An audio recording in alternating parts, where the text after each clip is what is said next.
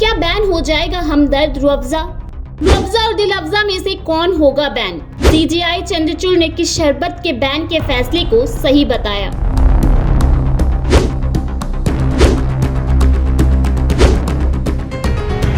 Supreme court में chief justice of India D Y Chandrachud की bench पर एक ऐसी याचिका आई जिसमें उन्होंने मिनट भर में ही खारिज कर दिया। मामला शरबत के दो मशहूर ब्रांड्स के बीच पैदा हुए विवाद को लेकर था, जो दिल्ली हाई कोर्ट से होता हुआ सुप्रीम कोर्ट तक पहुंचा था। दरअसल सुप्रीम कोर्ट में चीफ जस्टिस चंद्रचूड़ के सामने दिल अफ़ज़ा शरबत ने दिल्ली हाई कोर्ट के फैसले के खिलाफ अपील करते हुए कहा था कि उनके उस फैसले पर रोक लगा दी जाए जिसमें दिल अफ़ज़ा शरबत की बिक्री पर रोक लगा दी गई थी।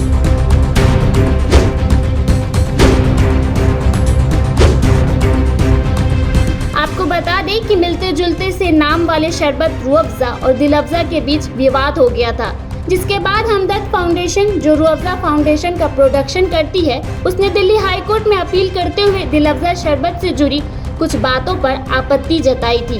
रूह अफ़ज़ा शरबत के निर्माताओं की ओर से ट्रेडमार्क उल्लंघन का केस दायर किया गया था। रूह अफ़ज़ा के निर्माताओं का कहना था कि दिल अफ़ज़ा का उत्पादक भ्रामक रूप से रूह अफ़ज़ा के जैसा ही था, जबकि दिल अफ़ज़ा की बोतल पर बने छल्ले भी लगभग रूह अफ़ज़ा की बोतल पर बने छल्ले के जैसे ही थे। इसे लेकर हमदर्द फाउंडेशन ने आरोप लगाया था कि उनके ब्रांड्स की बिक्री की भ्रामक तरीके से प्रभावित करने की कोशिश की गई है, क्योंकि दिल अफ़ज़ा का नाम भी रूह अफ़ज़ा के जैसे ही साउंड करता है, जबकि शरबत का रंग और बोतल पर बने छल्ले भी लगभग एक जैसे ही हैं। ऐसे में हमदर्द फाउंडेशन का कहना था कि इस तरह से कहीं न कहीं उनके ब्रांड की नकल करने की कोशिश की गई है और उनके शरबत के विकल्प के तौर पर वैसे ही दिखाने और मिलते जुलते दाम वाले शरबत को भ्रामक ढंग से पेश करने की कोशिश की गई है।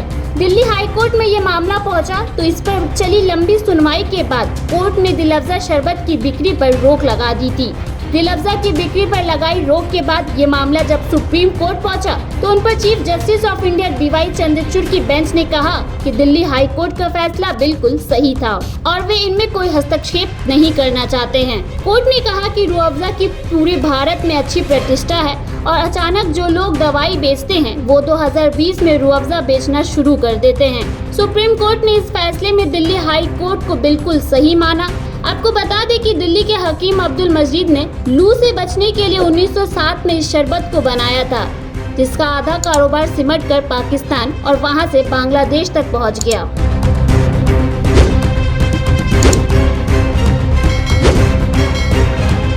Bureau report the Kantap.